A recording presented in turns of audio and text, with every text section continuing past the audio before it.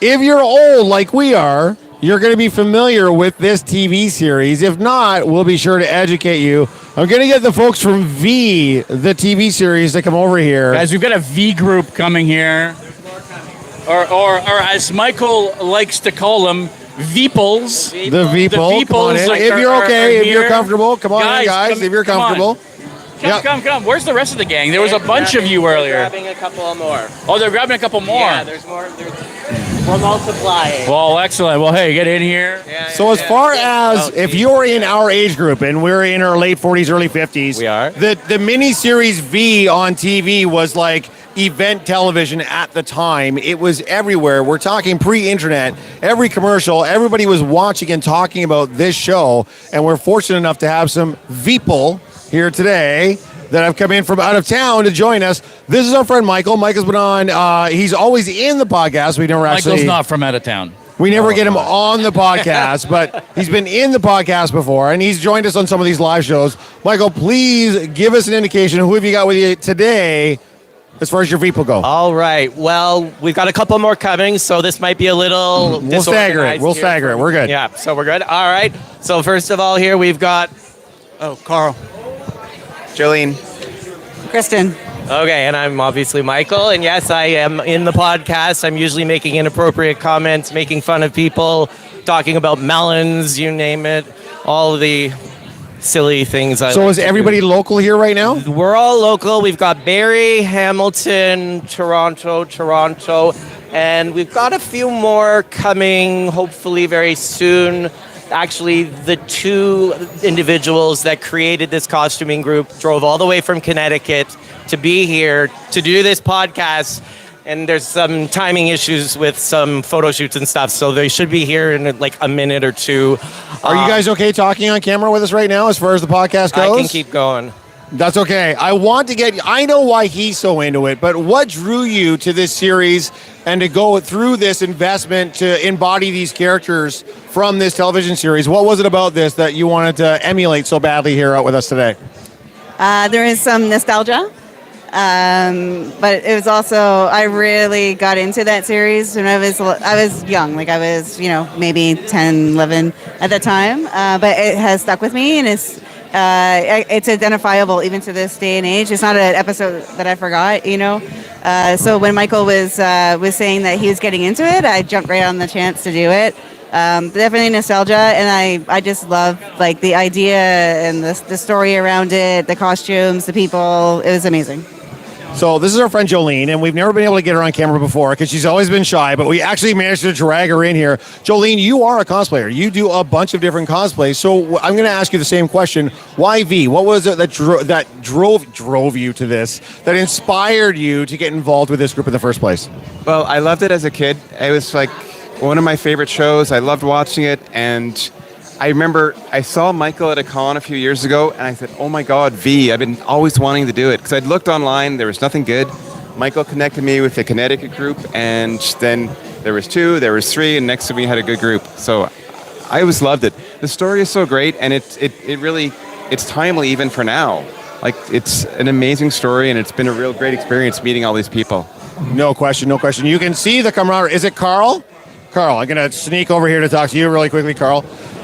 So, Carl, same kind of question, but maybe, I don't know, like, give me your own personal, like, how old were you when the show came out? Did the show grab you at the time? Did you come to it later on? What's got you into this suit today and being with the Veeple, if you will?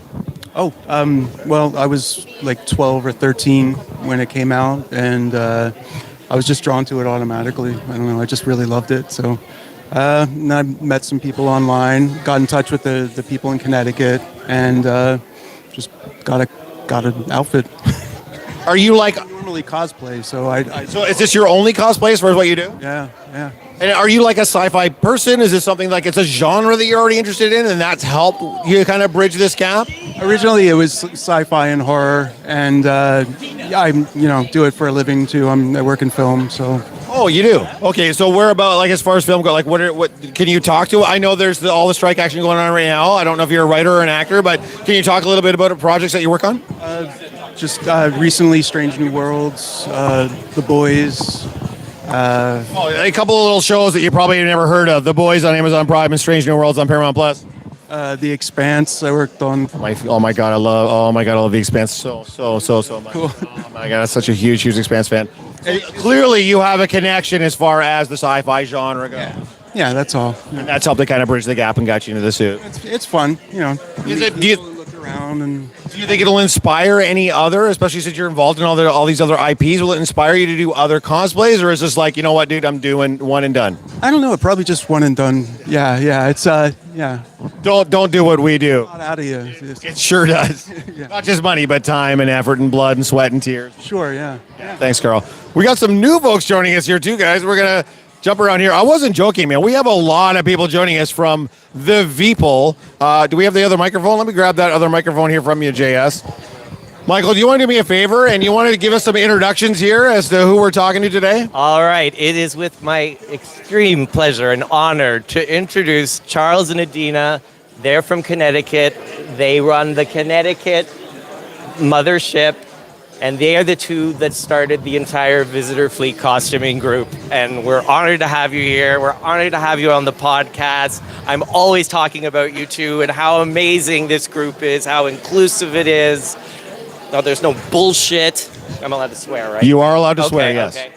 Yeah, exactly. And just how wonderful people you are. And I'm so happy you're finally here. You know, we had a couple of years with the pandemic where we were separated, and now it's great to be back.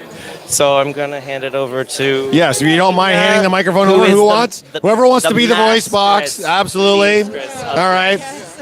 Adina, let me talk to both of you guys anyway. So clearly, the same kind of question I've been asking everybody else. Clearly, you guys have a deep connection to this series. To be able to start this adventure, to go through the costuming, everything, the accuracy of the costumes, by the way, is just absolutely outstanding. You guys look like you walked right off the movie set. What was it about this show? Like I said at the top of the podcast, this was an event for us. This is pre-internet. Like when this show came out, everybody was talking about this. How did we get from that cool show in the 80s to you guys showing up here in 2023 in these suits looking amazing? Give us a little bit of your perspective on this. Well, when Charles and I met, we both found that we both loved sci-fi, and as we talked more and more, we realized that we both knew V, not expecting anyone else to have known even what V was. And we had come from costuming backgrounds of our own, and we said, well, no one does V. Why don't we see if we can do it? And it's always something we wanted to do separately, and then together. I was in the 501st, so I led the local group in Connecticut there. She was doing Ren Fair stuff. I did a lot of Renaissance Fair when we got together, we just kind of like, what about V? And then, the reason why in the show, and that's our main... the impetus of the show is promoting the art that we get behind. It's not, we're not here to sell action figures or, kiddie stuff. It's about Kenny Johnson's art in the show and what that meant to us. Yeah. You could talk more about that and the Holocaust and the allegory of V, right, which the is allegory important. of V, which for me growing up with sci-fi in my house, my dad is a huge sci-fi guy. So I was fortunate enough to grow up with a lot of sci-fi, and a lot of sci-fi is about allegory and talking about society and stuff like that. It's much using a different story, different settings to tell difficult stories for people. Right, absolutely, difficult topics, but taking them somewhere that is not quite so personal, but still making the point. And that's what V was really all about. Was for those that might not be aware, V was based on the Sinclair Lewis book.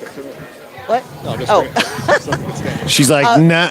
Yeah, she's like, it was based on the book by Sinclair Lewis called "It Can't Happen Here." He wanted to do, Kenny Johnson wanted to do a miniseries of that, but the networks felt like it was too touchy of a subject to be talking about fascism and all kinds of stuff. Fascism coming to America. Right. The whole book is about that. And what would you do? And people saying, "Oh, it can't happen here," but it could. And so someone came up with, what if they were aliens? And that's how the whole concept of V became what it is. And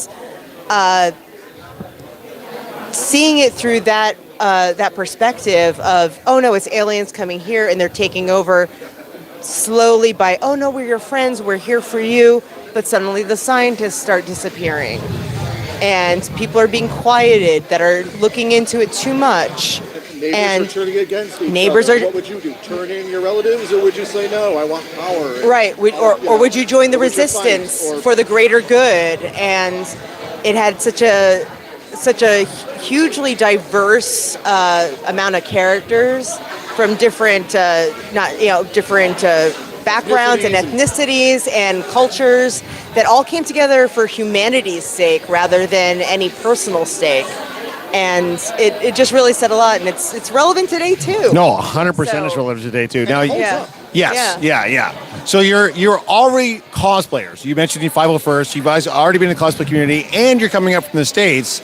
Is this your first time to a Canadian con? Yes, actually. And so this is the biggest con in our country. This is yes, and so I'm curious as to what is your reaction to FanExpo? How has your experience been so far? How does it differ from what you've been doing in the States when it comes to doing cosplay and conventions in general? I mean, it's wonderful. It's overwhelming. It's overwhelming. It's a lot like the bigger cons that we've been to. We do a lot of smaller shows now. So we do little horror shows. We used to do bigger larger ones. shows. We've But been to New York Comic Con in Rhode Island, and we've been to a bunch of different cons. But it's we haven't been to a real Dragon Con. Dragon Con, of course, yeah. And But nothing like this. We haven't done anything like this in many, many years, Yeah. if not ever, because this is huge. This is huge. When we yeah. first walked in, one of our guys was like, "Oh, New York is twice the size of this," and I We're said, like, "There's 5 no, more no, floors." it's not. Yeah. He's like, "Nah." Whole other building. Yeah. know, yeah, I mean, so it's like, I mean, wow. even Dragon Con's in a whole bunch of different buildings also. So that's probably the most comparable size one that we've been to.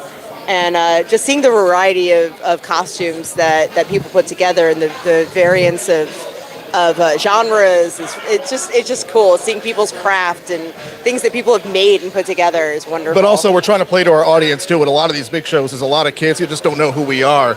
So by doing little horror shows, it's a slightly older crowd. yeah. It's not as high, high energy.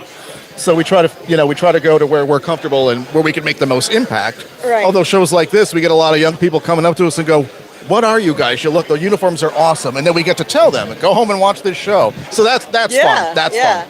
Well, that was going to be my next question, because you guys are like sort of the progenitors of this group. You guys came up with this concept, you started the group, and you're clearly leading the group. So if well, that was my next question. So I'm 50. I love the show. I want to be part of the Veeple. How do I go about doing that? Message us on Facebook. We have a Facebook page. It's facebook.com/CT visitors. That's also And just tell us Delaney sent you, and you get the fast track right in. Because we love him. Delaney is awesome. Yeah. Honestly, when we started this, we knew there were other V fans out there, but we really didn't think that this was going to become what it became. We just started doing it locally. We're like, yeah, we're the Connecticut mothership. Yeah. And suddenly we're getting emails from people like, can I start a mothership? Can I have a Where can I get the uniform?" costumes? Oh my And God, you guys look great. It spread to California and Florida, and then Canada, and then the UK, Australia, Peru, New Ecuador, Zealand, New yeah. Zealand, Yeah, Germany, it's crazy. Spain, Argentina, and we're just like Norway, Norway. And suddenly we have these people that we become friends with. All like it's literally friendship universal, and it was not what we expected to happen at all. Yeah. And now it's just kind of this incredible. It's been the best experience of my Yeah. costuming life for sure. Yeah. And And that's coming from an active member of the 501st. Like that's previous active member of 501st. That's at the time of what I did. Now, yeah, this is my passion, and it's just it's about the art. That's, at the end of the day, that's what cosplay is all about. If you don't have a passion for it, and it is a performance art at the end of the day, that's why we wear goofy stuff and go out in crowds and suffer the lines and do everything that we do, right? Because we have a love and a passion for it. Guys, I can't thank you enough for being on the program. Thank you so much for coming out. having And us. thank you for coming to Canada with us and sharing your experience with us. This has been wonderful. Guys, go check out their Facebook group. You can get through them, by the way, through my kill icon over there. He is the Canadian, sounds like the liaison over there. He is the commander of the Ontario. Trust me, a week doesn't go by that he's not trying to heavily recruit me to join the group. So I get it. Guys, definitely check out their stuff. And if you're interested, please reach out to the mothership and investigate, and they'll put you on the right path on getting an opportunity to join the membership. Guys, thank you so much for joining us today. so We much. really appreciate it. Guys, give it up for V. That's amazing. Thank you for tuning in to another episode of the Geek Podcast. Like always, if you prefer to listen to us, you can find us on all major podcast platforms. Now, make sure you don't forget to click that like and subscribe button, as well as the notification bell to make sure you never miss anything.